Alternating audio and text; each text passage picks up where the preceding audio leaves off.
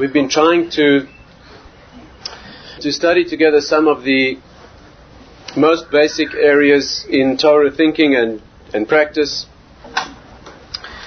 And for the last week or two we discussed the roots of of consciousness, or the roots of the structure of any element or any component of whatever exists in the mind or in the world. We discussed that line that we call the the dais, that very difficult idea to put into words, of inner wisdom. Last week we discussed the root of that. Let's go down now and discuss the next point that is making up this line of what the structure of reality is and the structure of human consciousness is, and that has to do with speech.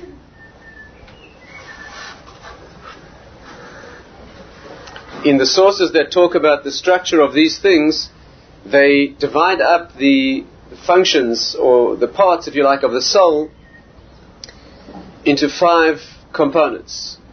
We won't have time now to go through all the 5 components, but just to place what it is that we're talking about.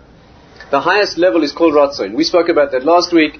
That is the level called desire, or will, or volition, the part, the source of outflow of any expression. The thing that comes after that in the sources that talk about these things is called machshava. It means thought. Thought means the area of a thought at the moment of its flashing in. Is before you've had any time to grasp what that thought is.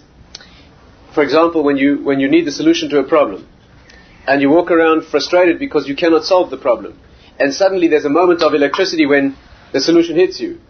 And in that first moment, you actually know all that there is to know about that idea, even though you haven't had time to work it out. It's a remarkable thing. That's called machshava. It's the seed, it's the moment of explosion when the lightning flashes, and in that moment already you're aware that all the parts are there, even though there hasn't been time to see what the parts are. In fact, that's the happiness. It's an ecstatic moment. When the solution to a problem is given, it's an ecstatic moment, even though you haven't possibly had time to see how it is the solution to your problem. But in that moment you know that it's all there and it's all correct. Very, again, hard to put into words. Again, always the higher you are in the system, the harder it is to express in words or in detail. But that's called machshava. The next stage is called hirur, which is the graphic part of thought. It's where thought comes down into its components, where the parts become clear, the dust settles, if you like, and you can see all its components. It's the plan dimension. It's called the female aspect of thought. It's not our subject tonight. The 4th level is called dibur. That's speech. That's called speech. And the 5th level is where action results. That's called maaseh. That's where it comes down into the body. In some systems they divide it up into 2 parts of speech called kol and dibur, which means voice, and then the words that the voice produces, depending on whether you're looking at the higher world or you're looking at the whole structure. And again, that 5-part structure, although it's the root of all structure in the world, 5 issues that have 10 components. It's a fascinating subject, not directly our subject tonight. I'd like to focus on this particular fundamental, which is the area of translating that which is idea into practicality, and that's what we call speech. It's a very, very deep and complex idea. It's uniquely human. It's the root of all spiritual understanding, really, and therefore let's try to devote some time examining this part of the structure. And in order to make it practical, that means we shouldn't just discuss ideas that are abstract and theoretical. We should try to walk out of here with some idea that's translatable into your life, my life. We should be able to go out and practice, make a difference in some way. And Judaism finds one of the very, very offensive things to the Jewish mind is the study of spiritual wisdom in pure abstraction. If it doesn't change you, it doesn't sensitize you, if it doesn't, to put it in tonight's terms, if it doesn't come all the way down through the 5 parts and end up in what's called maaseh, when you go out and your hands become different, the actions of your hands become different, then in fact in some ways it may have been better not to study, because you're making a joke or a mockery really of what the wisdom is if you don't if you don't bring that into action and into practice.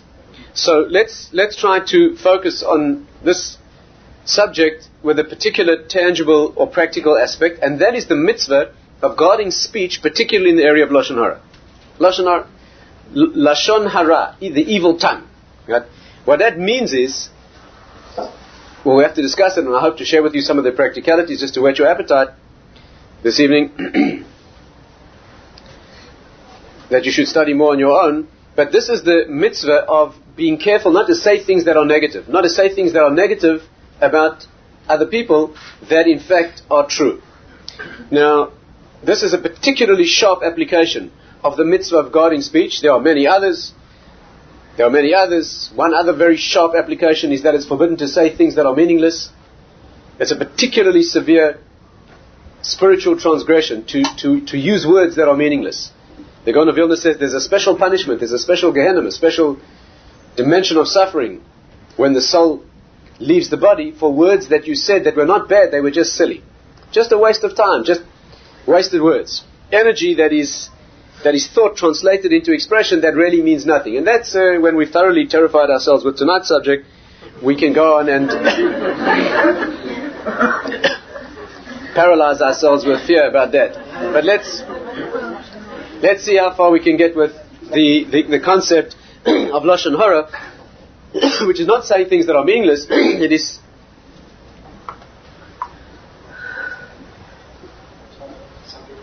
can't hear that? No. I'll everybody pick up your chair and move one step forward. Can you do that? Yeah.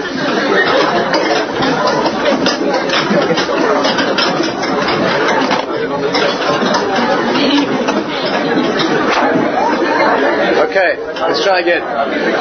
Next week, put a speaker there. Put the speaker there. Okay, let's. I'll try to speak a bit louder. Let's try that again. You know, if you switch that off, they'll be able to hear. Do they want to be hot or do they want to hear? I mean, it's cool, hot, cool, whatever. Let's try again. What I'd like to try and cover this evening is enough of the practicalities of this mitzvah that we can leave here understanding a little bit about what it is, and also try to study the depth of it so we understand a bit of the spiritual core of this subject, which is really a marvelous area that touches literally on everything else. Let me try to convey first of all the seriousness and the depth, the enormity of this area by posing certain questions. Then we'll step back for a while and look at the practicalities. Let's try and study some of the laws, the halachas of this area together. And hopefully there'll be time to answer some of the questions that we pose. First of all, a brief definition. Lashon Hara means saying something that is negative about someone that's true, not lies. In English they translate this as slander. Right? Slander means when you libel, you say something negative about someone, and in English law, and in Western law in general, that's regarded as negative or actionable in law only if what you said is false. Right? Is this correct? If you say something negative, if they write in the newspaper something negative, they defame someone, they libel someone. What happens in court is the court battle when the person sues for libel or defamation of character. What happens is the court case becomes an attempt to prove that what they said is actually true. Is this right? And if they can substantiate that what they said about this person is true, then of course they're fine. In Jewish law, if what you said is true about the person, that's when you really get it. That's when you really get it. The Lashon Hara means saying something negative about somebody that is true. That's what you're not allowed to say. Saying something about someone that's bad, that's false, another problem. It's got additional severity, all kinds of other problems. That's called Motzi Shem Ra, bringing about a bad name. You're giving someone a name that is unjustified, that is bad when they don't deserve it. It's another whole problem in the Torah. But Lashon Hara specifically when you say something about somebody that's 100% accurate. You say they get angry easily. And they get angry easily. That's absolutely prohibited. One of the most serious prohibitions in the Torah.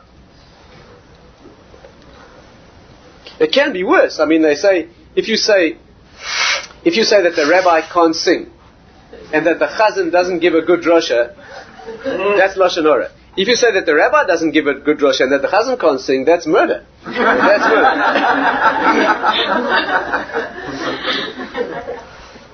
But that's what it's got nothing to do with slander or libel. It's saying, bringing into expression that which is negative about someone, about people, which is specifically true. That's what you may not say. Now, you can't say it, you can't indicate it, and hopefully this evening we'll try to study just a little bit of the practical side of this mitzvah, of this prohibition. But before we do that, before we look at the practicality, let me share with you some very surprising information about this mitzvah. Then we'll try to backtrack into what speech is and where this fits in the deeper system. What's very surprising about this is that there are lots of prohibitions in the Torah. Right? There are lots of prohibitions in the Torah. There are 365 negative commandments. Right? You're not allowed to steal, you're not allowed to kill, you're not allowed to eat certain... There are 365 negative commandments in the Torah. And Lashon Hara is one of them. In fact, the Chofetz Chaim demonstrates very beautifully at the beginning of his famous work on this subject, that when you speak Lashon Hara, or in fact when you listen to Lashon, somebody tells you something negative and you listen, you could transgress up to more than 30 commandments at the same time.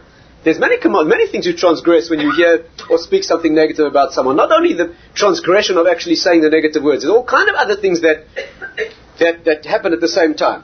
But nevertheless, it's a mitzvah, or it's a category of mitzvahs that are negative in the Torah. And yet we find almost unbelievable statements about the severity of this prohibition.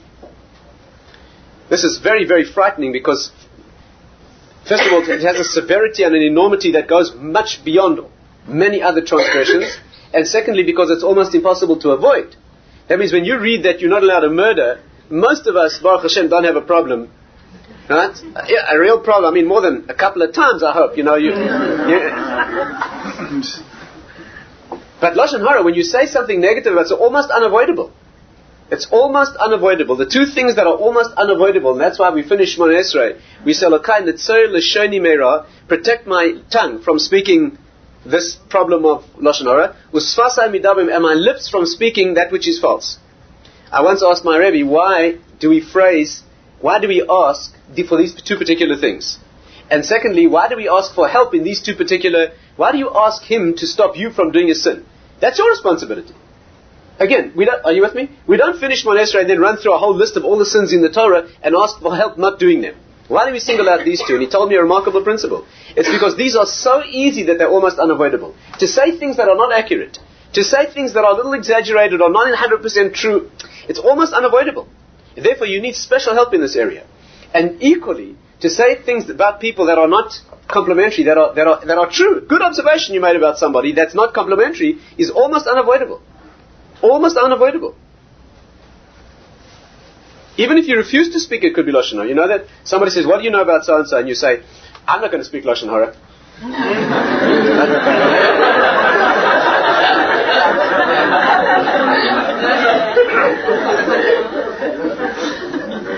You just did it. You just did it, right? Or you raise an eyebrow. You know, what do you know about somebody? You go, You know? That's 100%. That's 100% Lashon Hara. Even if you say something ambiguous, you're not allowed to say something. Yeah. It's an extreme thing. It's very difficult to avoid. It's got enormous consequences, enormous punishments. It's a very serious area. Now, what we need to understand is this. If you go through the statements that the sages make about this commandment, they're almost incredible in terms of their enormity. There are statements in the Talmud that indicate that this thing is much worse than many others. And we need to understand, why is it worse than things that would naturally seem worse? I'll give an example. There's a place in the Talmud that says that speaking Lashon Hara, that means you're saying something about somebody that's 100% true, but they would not like you to say it, is worse than idolatry, immorality, and murder. Now, there are no exaggerations in the words of the sages. There are no exaggerations. They don't get, there's no hype, there's no exaggerations.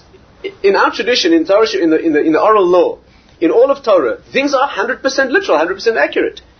Of course, it means in a certain dimension. It doesn't mean in an absolute sense. It means that from a particular perspective,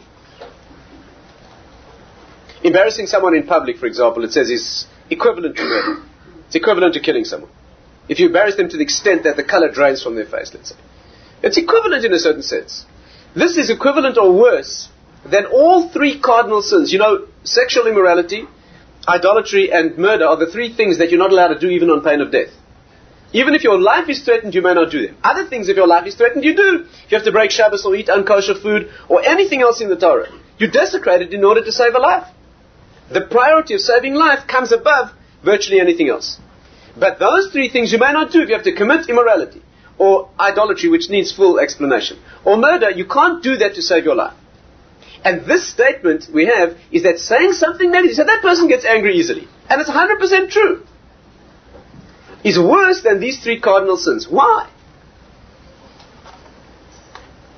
Secondly, there are historical accounts of generations of Jews who were punished for what they did. Historically, we know that the prophets came to admonish the Jewish people for failing and for falling. We find that there are generations who are guilty of the most heinous crimes, generations of in the history of the Jewish people, and because they weren't guilty of Lashon Hara, they weren't punished.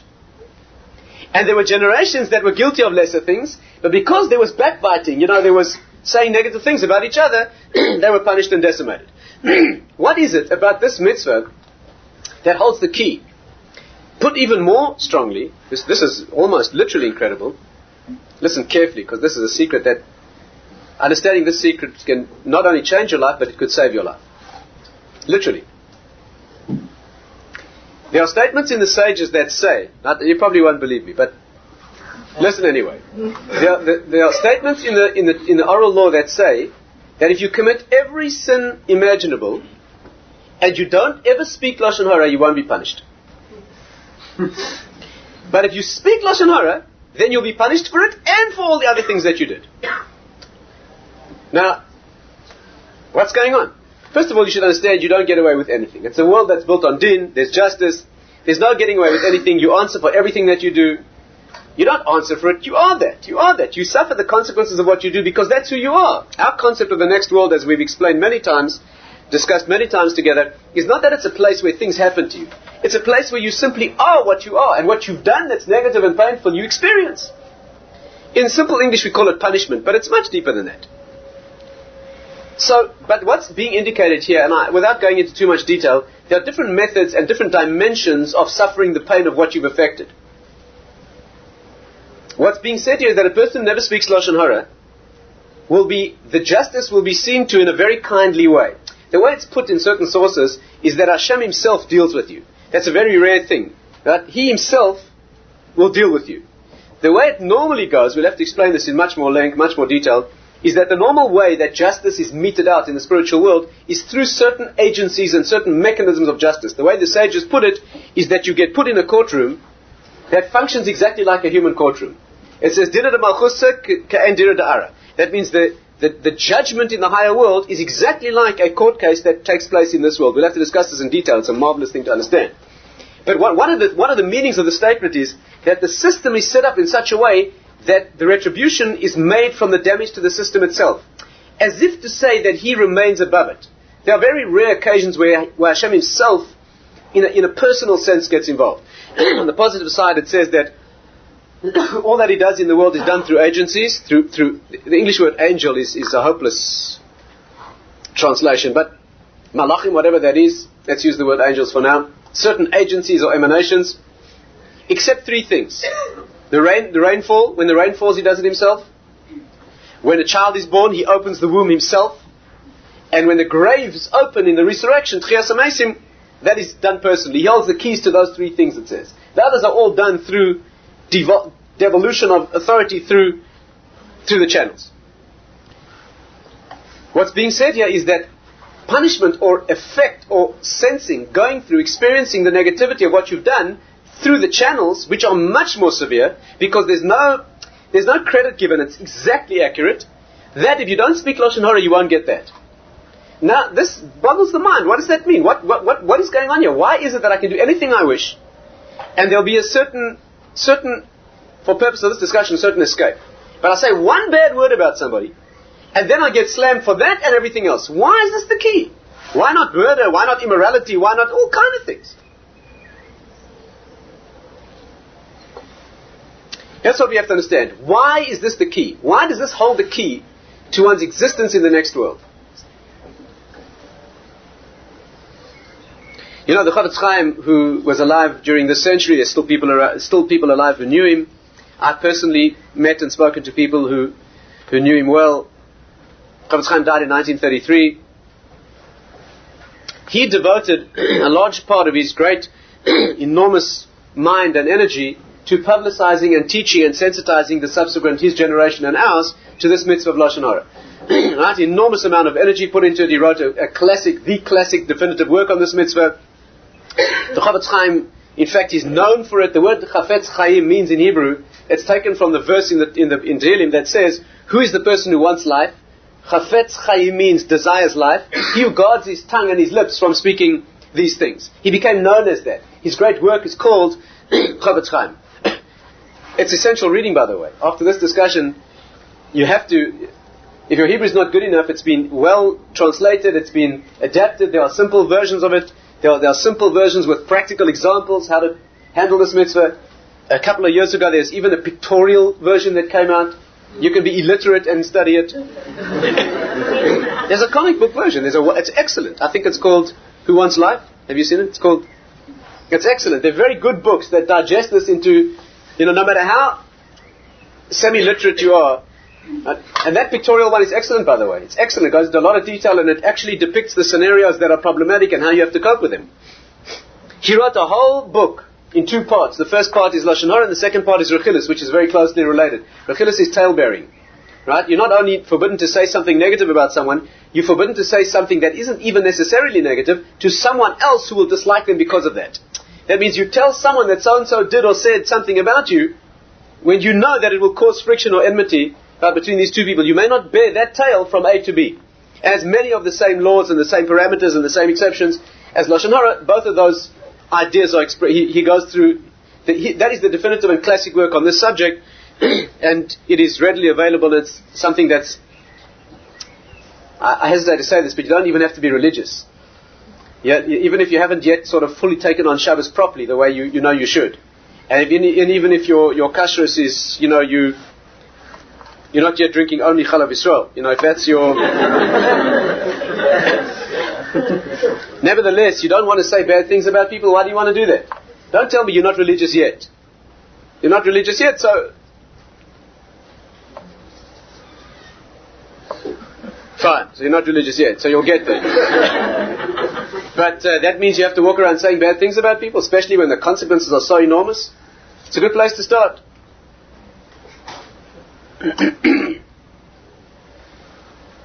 The Chofetz Chaim, why did he devote so much energy to this mitzvah? There's hundreds of mitzvahs in the Torah that the Jewish people desperately need. He knew he was living in a generation that is the lowest that's ever been. We've fallen away from almost everything. The majority of the Jewish people on earth don't even know what their obligations are. Don't even know that there are such things. So why did he choose to focus on this? What did he see in this that obviously is the key to the pre-Messianic age?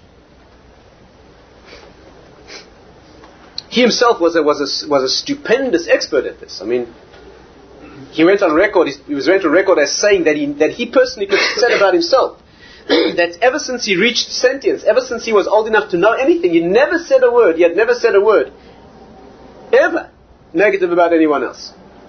His wife was a great she used to avoid going to shul. She said, Alain is the neshama rein. When you're on your own, then you stay. You get into discussions, you shouldn't talk about other people. You should not have discussions about other people. You talk about someone else, it's almost unavoidable. Do you know one of the laws of Lashon Hara is you're not even allowed to say good things about someone in the presence of someone else who may say yes but. You can't do that. You have to be very careful, not only negative. You have to be very careful. The Chofetz Chaim himself, on one occasion, perhaps this story sums it up. One year on Purim, they were in the Chofetz Chaim's house. He must have been an old man at the time, in Radin. And one of the yeshiva boys, one of the best boys in the yeshiva, was drinking. Just Purim, they were drinking. And he became a little looser with his, expression perhaps than he might have under normal circumstances. And he was a bit forward, he became a bit forward. What happened was, he kept badgering the Chofetz Chaim. This young yeshiva boy, he said to him, Rabbi, I want you to promise me a share in the next world equivalent to yours. The Chofetz Chaim kept ignoring him. And as he was drinking, right, he kept saying, I want you to promise me, I long for and I want you to promise me that I have a share like yours in the next world. The Chofetz Chaim saw that he was not completely sober and he ignored him. Finally, they got up to walk through for the Suda, the Purim meal. They walked through into the room where they're going to have the meal, and he blocked the door. He stood in the doorway, and he said, Rabbi, I'm not letting you. Picture the scene. Chofetz Chaim was a glowing sage. He stood in the doorway and he said, I'm not letting you through. He said to his own Rabbi, I'm not letting you through until you promise me a share in the world to come equivalent to yours. The Chofetz Chaim said the following thing. He said, if you take on that from now on you will never say anything negative about anyone else, you'll guard this mitzvah, that you'll accept, you'll never say any comment that is slighting or negative about anyone else, who knows what share I have, but I can guarantee you that whatever share I have in the next world is due to the fact that since I grew to awareness, I've never said a word ever about anyone else that's negative. And I can promise you that if you take that on, you'll have the same share as me. They say that this young man stood there, he became sober, he thought about it for a long time, and he couldn't do it. He couldn't do it. He knew what a serious, we're talking about a generation of people who learned Torah who were serious about it. People who had some depth and some sense of commitment. He knew that to take on a thing like that that's not a simple thing, to take that on. And after a while, he hesitantly stepped aside. And the Chofetz Chaim went through. And some people say that as the Chofetz Chaim went through, they heard him say under his breath, here you see a man standing at the gates of heaven and refusing to go in. Now, this story needs understanding. Why did the Chofetz Chaim pick out this mitzvah? He could have said Torah learning. Torah learning is bigger than anything. He could have said all sorts of things. Why did he say to this young man, all you have to do is take on that you will never say anything negative? That's the key. Why? Let's attempt to... the secret here, in case it's not clear to you, the secret here is that you guard this carefully. You guaranteed a share in that world, and you will escape punishment for things that you deserve. At least a certain severity of punishment. That's worth understanding, isn't it? Isn't it? Yes.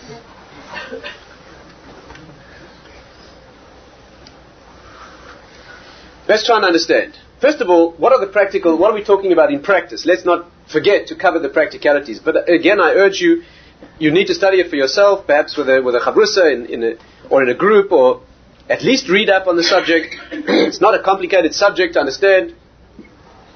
And the practical details are easily assimilated and easily begun, at least, to be put into practice. Let's try and get the mitzvah clear as we can in a brief overview and summary. And I'll try and share with you some of the amazing spiritual background that hopefully will give a little understanding to this area.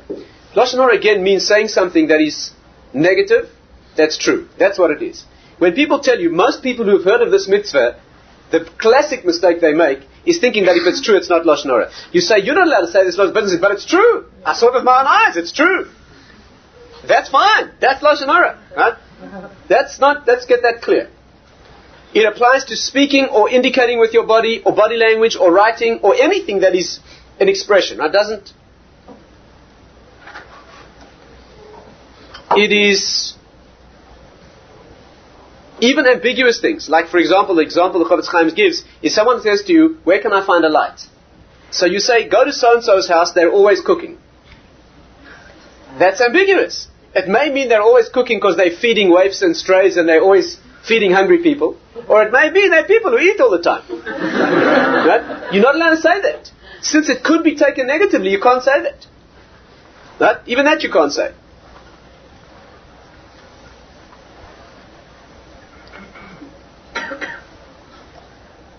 There are exceptions. There are exceptions that are extremely important to understand. When you may speak Lashon Hara, in fact when you're obliged to, and when you may listen. Listening, normally, is just as forbidden as speaking. Right? It says that Lashon Hara kills 3 people. The one who speaks, because of the sin. The one who listens, because they're guilty. And the one about whom you speak, whose reputation is being damaged. Because you've said this thing to this person. They may be unemployable now. They may not get married. Who knows what will happen to this person because of what you've said about them.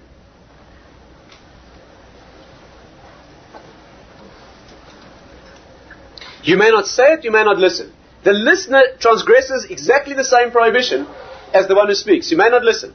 Right? What should you do when someone speaks Lashon Hara to you?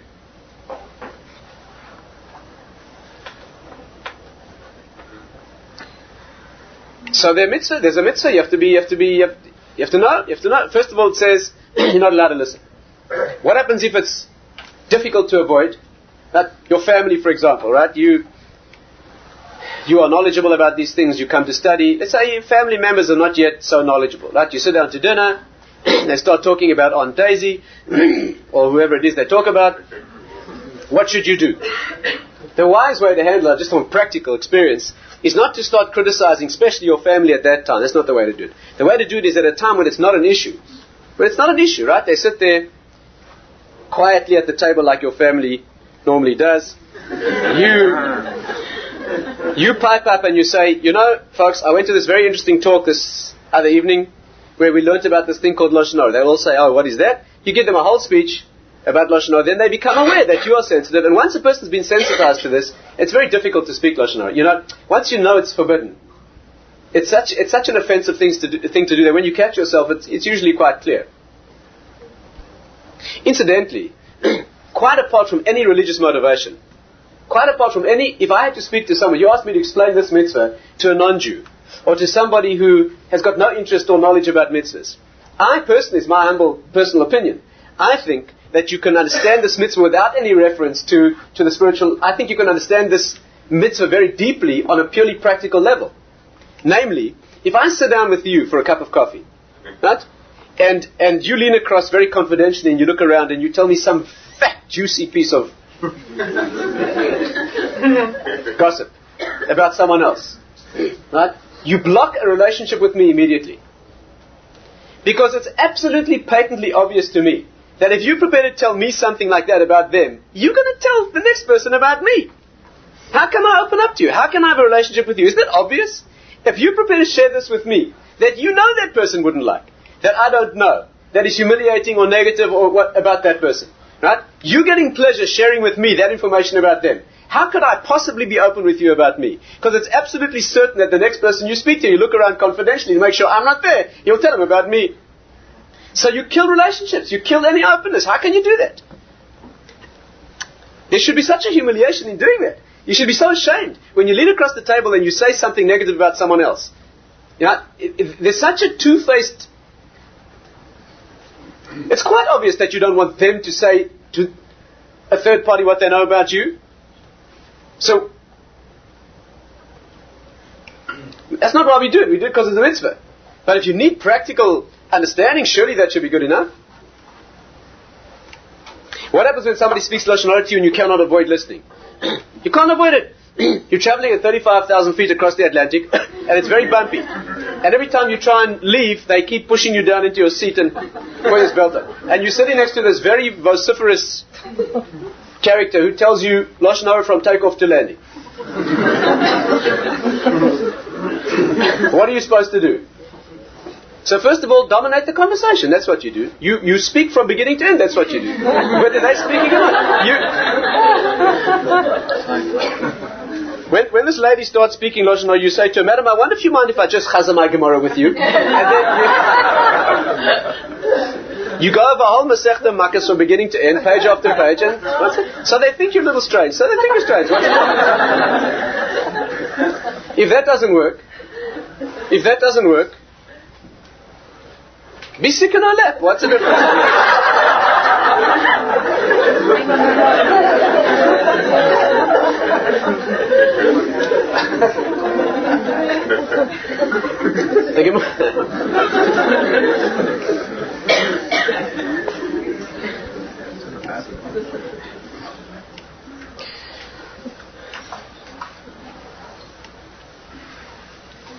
The Gemara says that if all of that fails, the Gemara actually says, you know why human fingers are shaped this way? Because they fit in your ears. That's what the Gemara says. There's another Gemara that says, you know why you have this little piece of skin here? What does this do?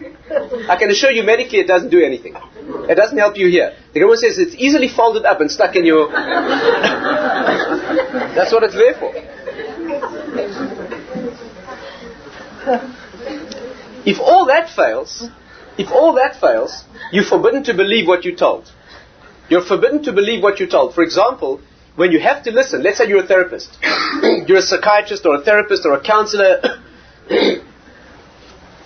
or there are circumstances in which you're obliged to listen, and I'll try and explain to you those situations, then you have to listen. You may not believe what you're told.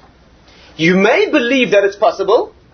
You don't have to disbelieve it. That means a person tells you that firsthand they know a certain thing about someone else, and it's a very negative and worrying thing. The Chavetz Chaim writes that you may store away the knowledge and take protective action when necessary, but you may not conclude in your mind that it's true since you never witnessed it. You have to keep an open mind. That's what you have to do. There's another mitzvah in the Torah of judging people favorably.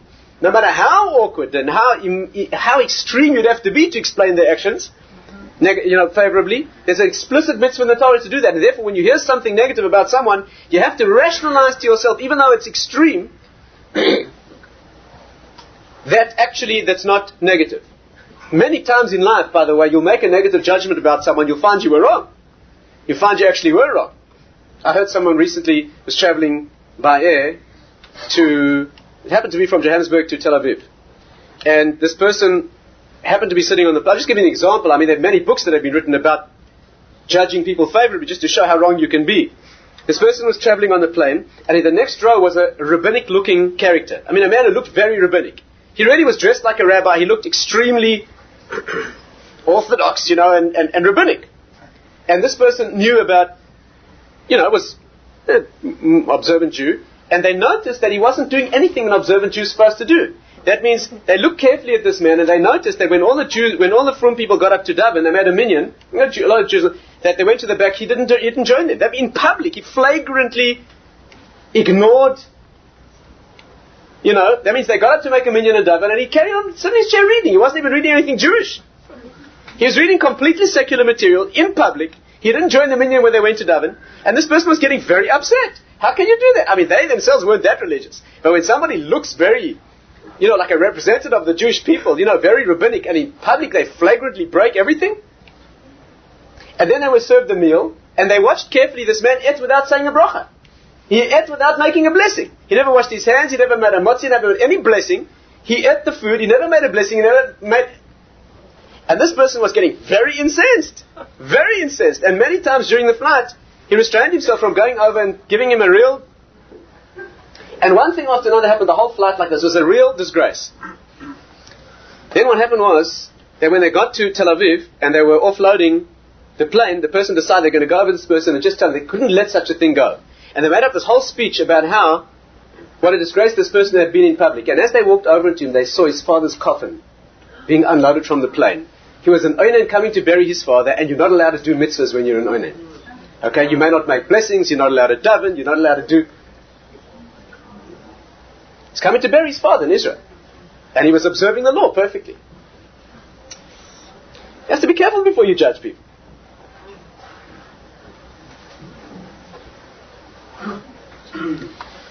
So you're allowed to listen when you have to, but you have to conclude that although it's possible, it's not true. It takes control and it takes power of mind. That's what you have to do. What are the exceptions in Lashon Hara? This applies to Rechilis as well. Okay? What are the exceptions when you may listen, in fact when you're obliged to, or when you may, being a therapist or a counselor or a psychologist, that needs very sensitive handling. This is a specialist area. I'm not going to go now into those details, although there are circumstances during which one may and even is obliged to listen. The classic exceptions, when you may speak Lashon Hara, in fact you're obliged to, are as follows. Again, we can't go exhaustively into it now, because I'd like to save time for some of the background, which is fascinating. But at least an overview of the practicality.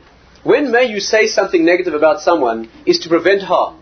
What's known in halacha as to'eles. That means there's a benefit that will accrue from your saying this that is essential for you to say. For example, let's say you know something about someone, and it is negative, and someone else doesn't know it, and they will be harmed because they don't know it. For example, they're planning to marry this individual, and you know that they've got a serious criminal record, or they've got a very serious medical problem, or a psychiatric problem, or some real serious, they're married already, or twice, at the same time.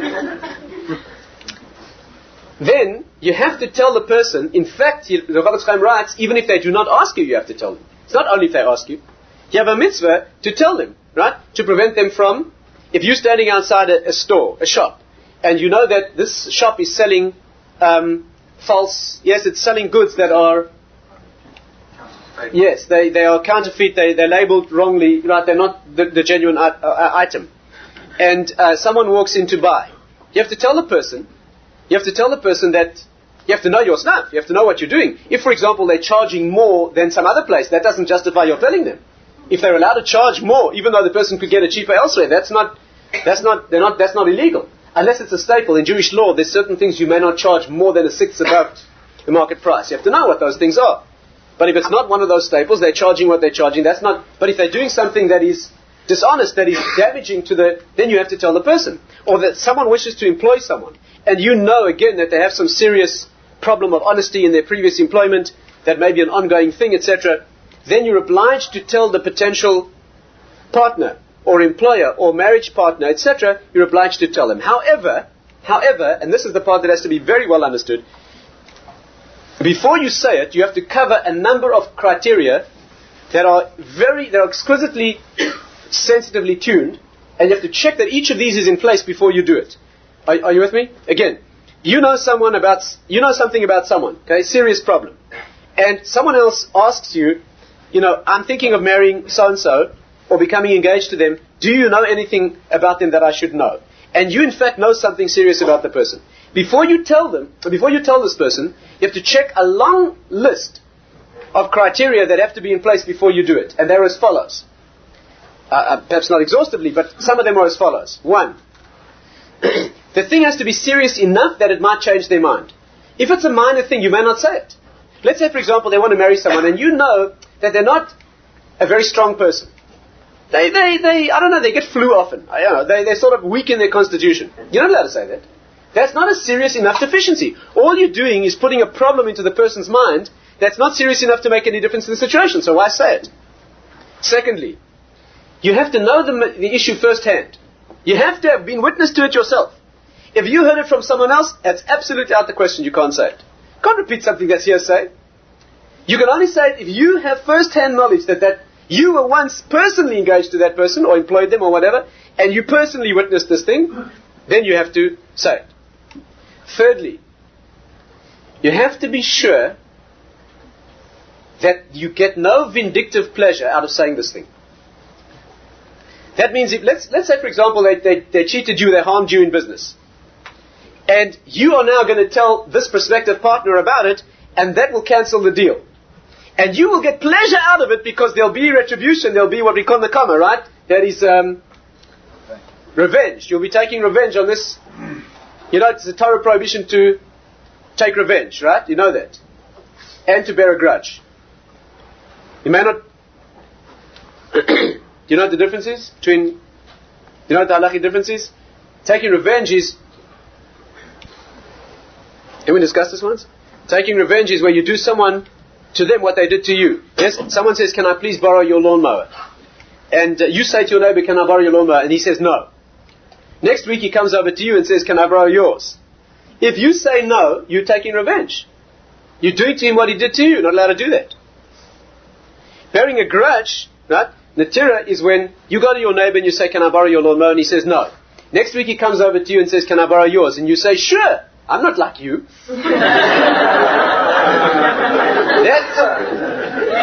You're not taking revenge, but you reminding, that's called, you may not do either of those. So when you tell someone something negative about someone else, you have to be sure that you're not getting any vindictive pleasure out of it, to rise above that. You have to tell them only because you're preventing the damage that would otherwise occur, not because you want to get your own back on this individual. You have to be very careful about that. Fourth, you have to be absolutely sure that you're not exaggerating at all. And that's extremely difficult. People find it extremely difficult to stick to the raw facts. One of the reasons people find it difficult is because when you feel very self-righteous about preventing this person from being damaged, you don't only see it as your job to transmit the facts, you also see it as your task to convince them not to do it. But that's not your job. That's their problem. They have to decide. Your job is to make the facts known. Your job is not to convince them. Is this clear? Your job is to simply say, I was once employed that individual, they were dishonest, and that's all. Should you employ them? Convince you not to? Exaggerate? Not at all. You say the facts exactly as they are, no less and no more. That is what you have to do. Fifth, I'll hold on a second. Fifth, we'll take a couple of questions on this in case something is not clear. It's a very important area. Fifthly, you must be sure that the damage that will accrue to the person about whom you're speaking would be no more than would be their legal due. Do you understand? For example, let's say you're standing outside a shop and you know that they're selling dishonestly, they mislabeled products and they're not, you know that. And someone else is walking in and you say to this person, they are being dishonest and they're selling false goods. Before you say that, what will the consequences be? What will this person do? What will this person do? If they will only do less or equivalent to what the law requires, what a based in, a Jewish court of law would impose on this person, that's fine. But if they would do more, right? Let's say they would go further, they get very upset. Let's say this person walking in has got certain Sicilian connections. And you know that if you tell them what they're doing in this store, the next day that store will be razed to the ground.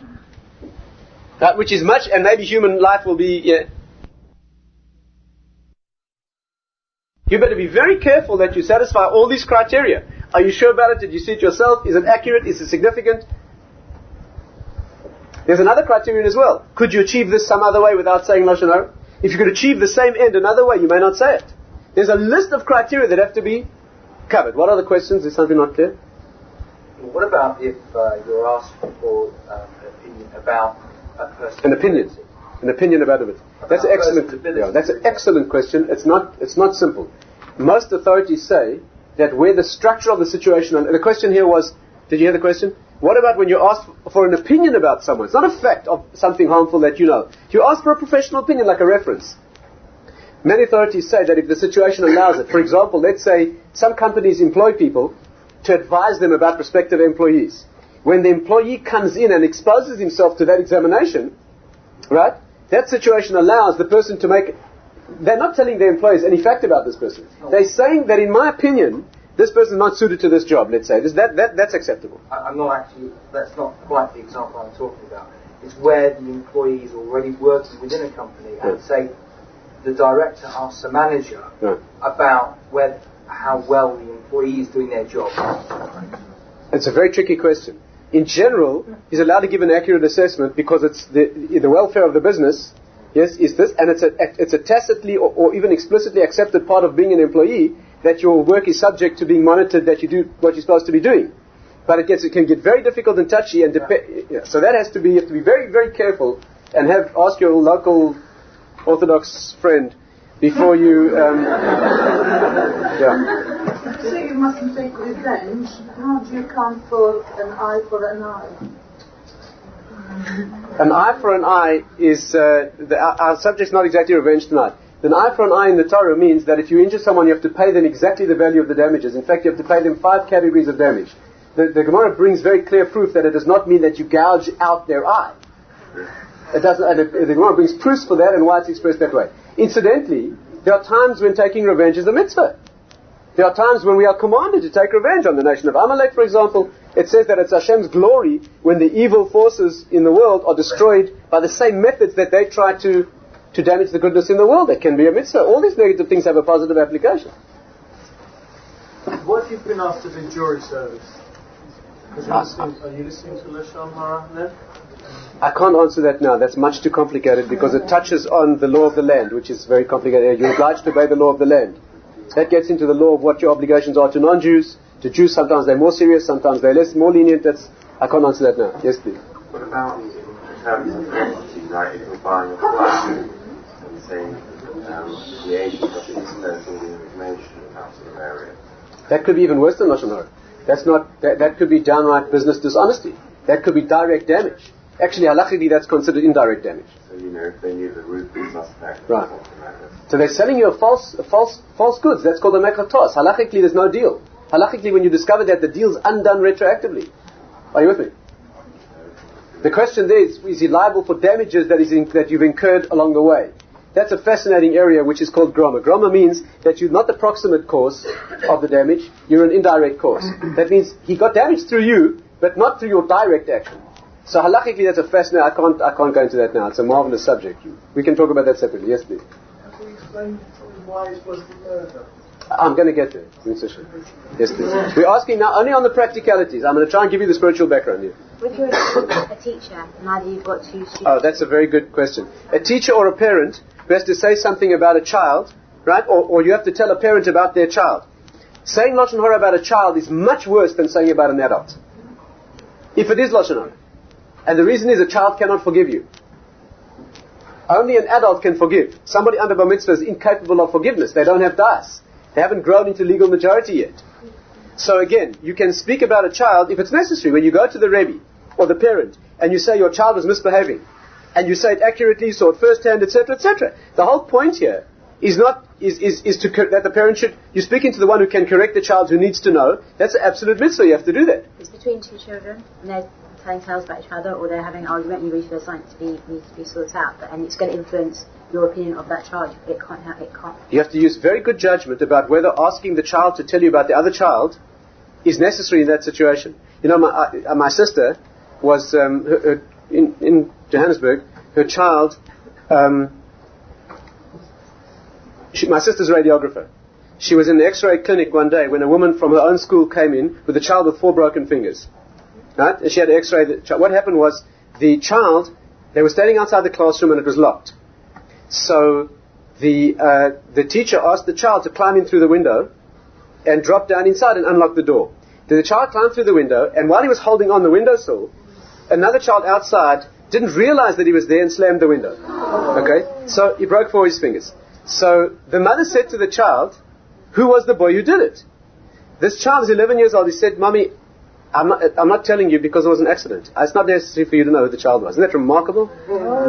What's the difference? What difference does it make? A child didn't do it vindictively. There's nothing to be corrected. The child didn't know I was there. He wouldn't tell his mother the name of the child. That's remarkable. That's Jewish education.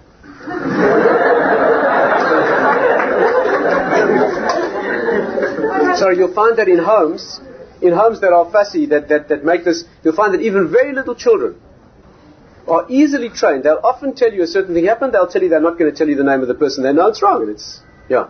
What happens if your last opinion in just a friend is not a workplace? It's just you say you were going out with someone and you knew someone that knew that person. Going out meaning like dating? Or even just on a friendship basis. Social basis. On a social basis. Yeah. And someone asked you, you know that person, what do you think of them? So that's like this. If it's a dating situation, Jewish dating means marriage.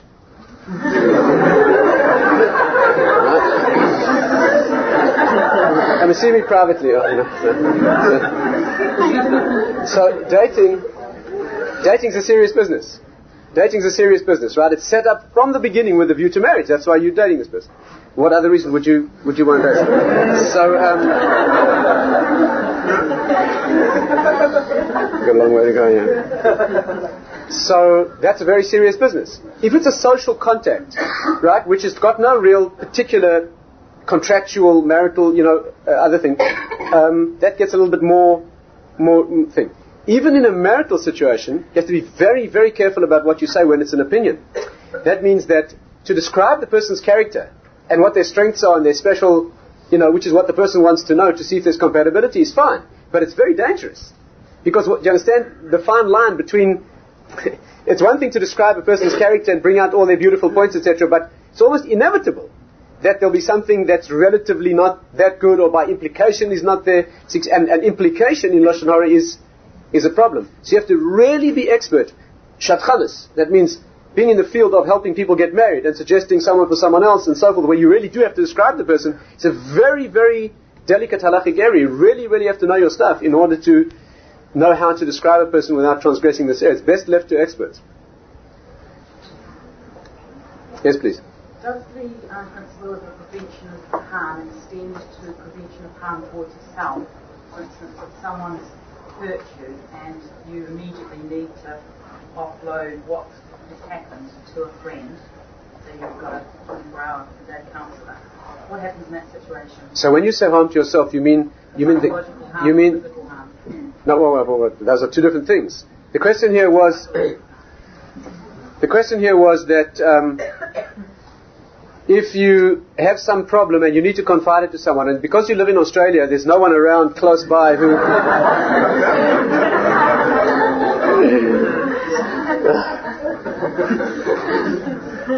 You need to tell someone in order to offload, right? Like a cathartic experience, right? In order to share it with them will make it easier for you to handle.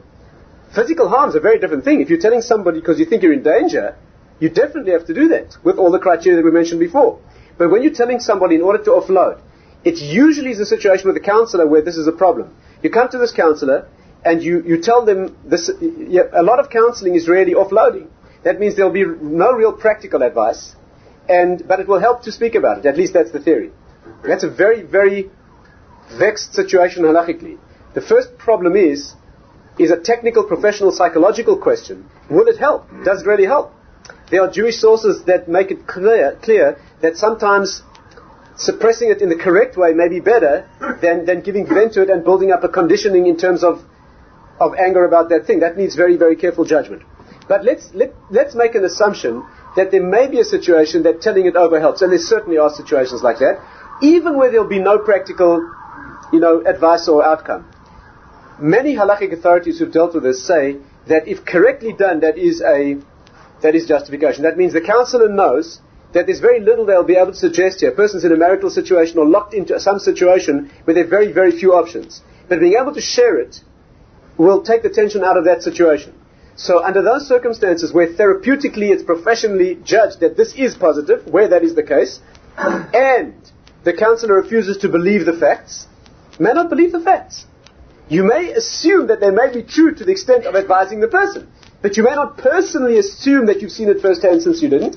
In those circumstances, correctly, with correct guidance, there have been situations. Now you ask about a friend, which is not a counselor. There's really no Jewish distinction between the professional credential. You understand? That's really not an issue. That means that if telling it to this friend is the right address and is what will do it, the problem is in practice it's usually not like that. In practice it's usually people are very quick to rationalize that you need to speak about this, and it may in fact be helpful, but it really is transgressing the problem. It's usually in a more formal setting with a counselor where there's a fee being paid, etc. There's usually more guards and protective mechanisms in place. But in essence, it could be justified. Again, that's tiger country. Yes, please. How do you know whether something is significant enough for it to be... It's a question of judgment. In fact, all the things that I've mentioned are really questions of judgment. How do you know that the person will get harmed more than is their due? How do you know that they'll take action? How do you know that when you tell this prospective bridegroom about this young girl, how do you know that he may just overlook it because he likes her so much he doesn't think it's significant? How do you know that? These are all questions of judgment. Sometimes you can get outside judgment to help you. Go to a knowledgeable rabbi in this area. You don't have to tell him the names. You can tell him, this is the situation. I have doubts about whether this will be the consequences, and thrash it out and come to a conclusion. Are you with me? Yes, please. The idea of harm that is there due. In a lot of areas, why would harm be given? Like, for instance... Not harm, but legal consequences. What is the legal consequence if someone, is ill and they have to go to the hospital? Right. What harm would they do? There's no harm yet. In other words, if they did marry the person without telling them, it would be called a nekach. That's called an invalid deal. You can't contract a marriage where there's a significant deficiency that you didn't tell your prospective spouse about. But let's say that they'll kill them. You understand? Which is certainly not their due. You may not say it. Are you with me? This shopkeeper is selling things that are things. If he's reported, what will happen is he'll have to make up the costs and be sued for damages. Yeah, if a based in so that is good. Are you going to show me a case where it does not apply? Fine, then it doesn't apply. But I would argue that in any case where the person is not doing anything wrong, like for instance, you're saying in a shopkeeper. You're correct. In a case like that, then there's no harm due and it's fine. You're right. Doesn't apply. You never tell someone in a shop situation about no. like for instance an illness or the damage that should accrue there is that the consequence. Which word would you like? The consequence that should accrue is that they won't marry them. Fine? Yes? Right. Good. But if they'll shoot them in their knees and break their legs, that's not fair. That's more than, yes? That may be excessive. But why should any harm do when it's not their fault? There may not be. There may not be, but this would apply in a situation where there is, like in a shop where there's a legal consequence, and they're going to get damaged beyond what the Beis Din would imply. Then you're not allowed to do it. If you can come up with a situation for me that doesn't apply, then it doesn't apply. These don't always all apply. Yeah. Any other question? Something that I can answer? Yes.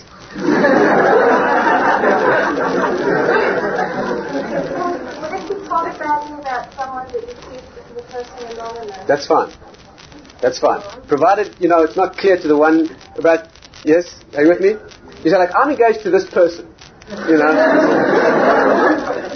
But if they're not identifiable, that's fine. There's no Lashon Hara being said about that person, and you're doing it for a purpose. Incidentally, there's another exception that is often quoted that you should try not to use. And that is when 3 people know about it already. That's called apetlosa. That means you're telling someone something that is already public knowledge. Public knowledge in Jewish terms is that 3 people know. Right? When 3 people know about it already, then the Chavetz Chaim brings opinions that say that it is not technically Lashon Hara, because Lashon Hara is only when you say something that wasn't known or wouldn't be known. But when you say something that's already been published, and everybody knows about it, he says you still should not do it, and brings very strong opinions that it's prohibited. But you will find this quoted, and therefore you, why 3? Why 3? Why not 2? Why an arbitrary number of 3? So there it's interesting. The first can say it's fascinating logic. The logic is that if I tell, if there are only 2 of us, I definitely won't tell this information. Because since there's only one other person, if this knowledge gets out, they'll definitely know it was me. I won't do that. But if there are 3 people, they'll never know it was me, maybe it's the other person. So therefore there's less inhibition for the one of 3 than there is for one of 2. You understand? That's why 2 will still remain a secret. But when there are 3 already, it's assumed that it will get out. But you shouldn't use this. It's not good. It's not good for you to say bad things about people. It's just not good. It's just bad. It's just negative. It builds a negative. You shouldn't be doing that. You should be building positivity in the world. You shouldn't be going out there reporting negative things about people to others. It's just not. You shouldn't do it. Yes, please. Rabbi Tatz, what about thinking? Thinking is not a prohibition of Lashon Hara. You've got Lashon for a thought. No, it's not Lashon Hara. Lashon Hara means it gets spoken out in the world. It's not good to think bad thoughts about people. It's not good for you, and it's not good for the world, and there's some thoughts that you get punished for worse than actions. And that's when we are so terrified of this subject that we can't stand, then we'll talk about that. That you have to know the parameters, but it's not Lashon Hara. Lashon Hara is making known. Yes, please. Why is Lashon Hara taken so serious? I haven't got there yet. Do you mind? I mean, as soon as we deal with the practicalities, I'll try and get there. Yes, can we do that? Deal with that now? Yes. Yes. If I was a journalist, yes. You should not be a journalist.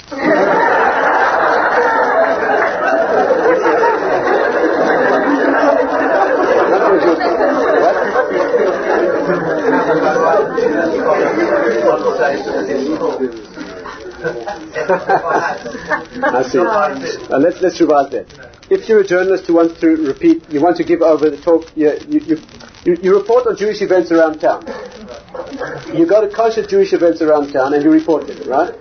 Great. So all you have to do is take the text of the speech and you report it. It's a shir on Lashon Hara. What's wrong with it?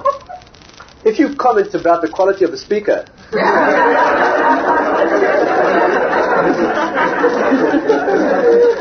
yes, please. Excellent question. Excellent. A little bit of. The question is, can husband and wife speak to each other things that are Lashon Hara? Absolutely not. Even though it's absolutely clear, the Chavetz Chaim makes it clear. Even though husband and wife are considered one body, it says Ishto Kegufo, his wife is like his body. You may not speak Lashon Hara to your wife. Absolutely out of question. With all the same parameters. If you have to tell your husband about a child, because he needs to know to correct the child, etc., then it has to be done. But no, there's no dispensation for husband and wife or parents and children or any relationship at all. It makes absolutely no difference. Doesn't that make life really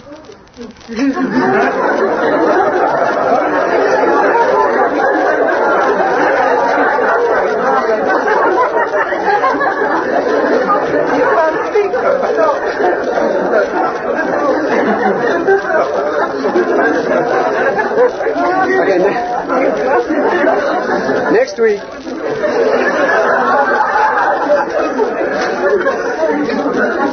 Next week we'll begin our marriage enrichment course.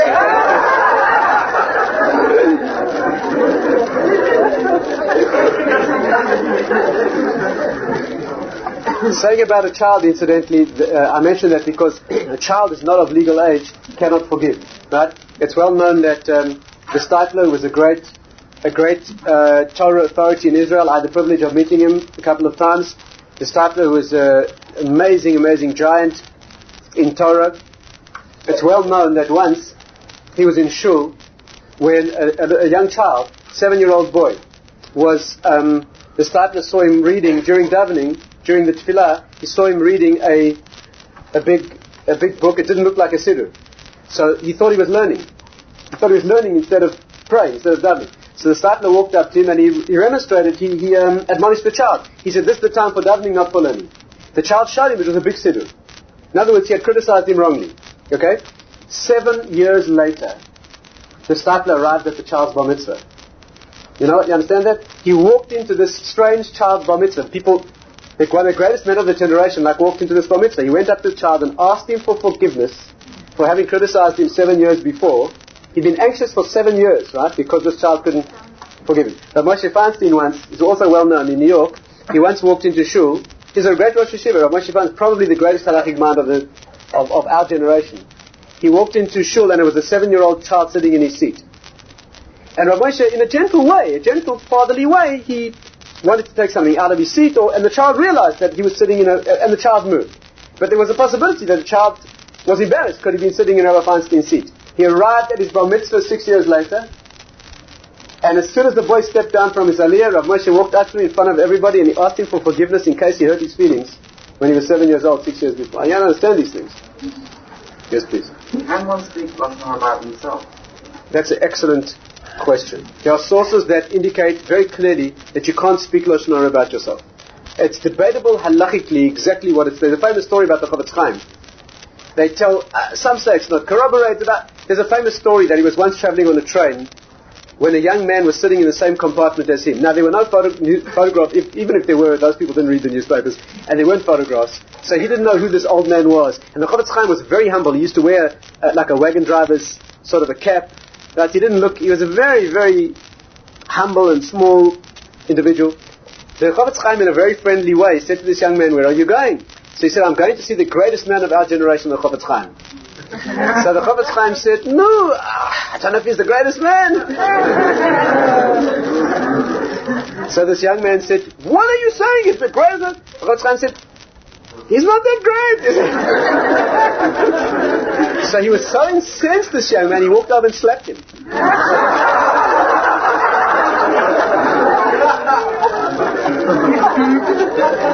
So the Chofetz Chaim said nothing. Later, when he arrived in Radin, the young man came in for an audience with the Chofetz Chaim. He saw who was the Chofetz Chaim. Okay, the Chofetz Chaim said to him, "Calm down. I learned from that incident that you shouldn't speak Lashon Hara about yourself."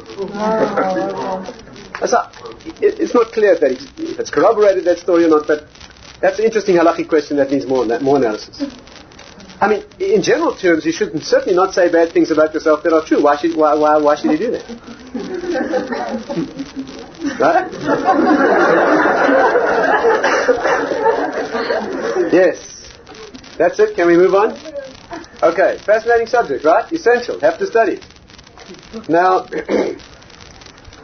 you have a choice here. Okay. The next section, we can do two things. We can close now, and next week in Session we'll discuss the spiritual background.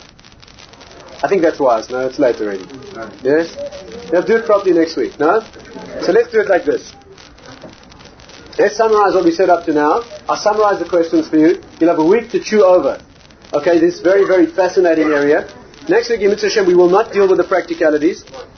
I'll try to share with you simply the very deep background here to what speech is and why Lashon Hara goes back to the original problem. Yes, when Chava was confronted by the serpent, right? He said things to her that were negative but true, and that's where the problem began. And this follows its way throughout the whole Torah. When Moshe Rabbeinu throws the staff down, it becomes that serpent. That happens to him because he said Lashon Hara about the Jewish people. This problem of Lashon Hara goes throughout the whole Torah, and it is the pre-messianic problem, and it's the key to everything, and that needs understanding. So what we need to think about during the week is, first and foremost, the practicalities. But you can get a very, very user-friendly books in English that could not be easier. to begin studying the practical application of this question. It pervades all aspects of one's expression, and I didn't begin to cover, I began this evening, we began. But we only just began the subject. You need to go through many practical situations and examine them and see, surprisingly, how easy it can be to transgress this area. The second thing is to think deeply for this week about why is this a key? Why does this hold the key to everything else? Why is all other punishment, as it were, all other consequence, why is it contingent upon this particular problem of saying some negative things? So if we'll think about that during the week. In session next week, we'll try to analyze this question in detail.